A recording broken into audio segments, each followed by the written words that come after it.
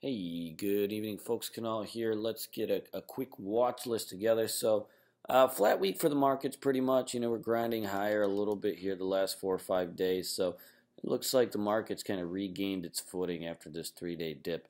We're looking like we're just kind of in a straight consolidation mode for the better part of the last week or two, and nothing wrong with it, as there's still individual stocks flying around everywhere. It's kind of shaping up to look like so far this is a stock pickers market rather than a broad based market thrust. And so even then, right? I mean, we're all traders and stock pickers, so there's still a lot of stuff to play every day. Let's take a look at the watch list, and we'll go from there. Let's take a look. First stock on the watch list, TNP. I've got this on watch for a rubber band short. This one's starting to get really, really extended. One of the things to watch for is like some of these tells in the biotech sector, like IPCT or ICPT or whatever you call it. You start to see a few of these start to crack. You might see some really, really nice flushes in these biotech stocks, and we could get a fairly steep pullback, at least at multiple dollars on this relatively quickly. Um,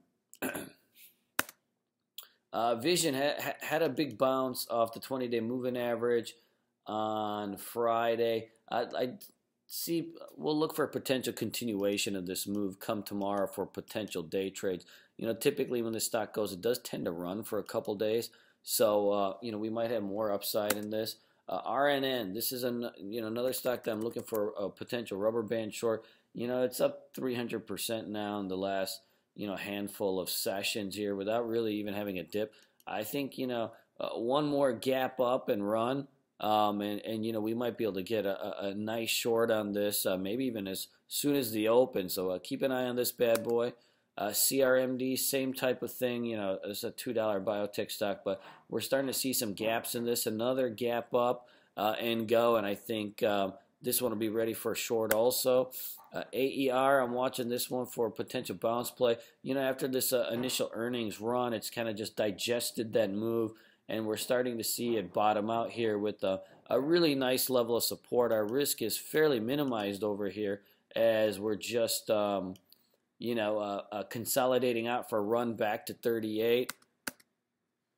CNAD, another stock that I'm looking at for a short, right? We're up a couple 100% in 2 days. Watch for another big gap up, and we could be a go.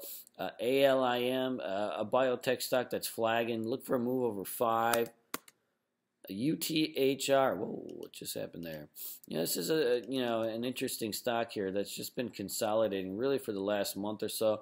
We finally saw our first bounce day on Friday, so I do think that this one's probably going to get back to that 115 area. So definitely we want to keep this one along on watch. GTXI, another base breakout type of formation here. We're starting to curl up out of this 2 range. I think we could see 250 to 350 in this one relatively quickly. Once again, I don't really hold these stocks overnight, not biotech stocks. They tend to blow up really quick, right? We've seen this type of move where it's 450 and it opens up at $1. So you definitely don't want to hold this overnight. Crocs. Now this one actually looks like a good swing trade. After this initial thrust, we've just had a really, really easy-go-lucky pullback here. I think this one starts to bounce and bounce hard, at least back to 17, and probably can be held for a multi-day run. TSL, it might need a few more days, but the more it can kind of back and fill this area without kind of crashing down, I think it takes out its yearly highs. Atos, another biotech stock that's just sitting really on lows. These cheapies are getting picked up, so any push you see in volume or anything like that, that your risk will be minimized down to here, and you'll probably see a quick run to 3. CBRX, after this, just basing out, it's starting to come out of range here. If this area holds, look for a run to 7, and then if not higher.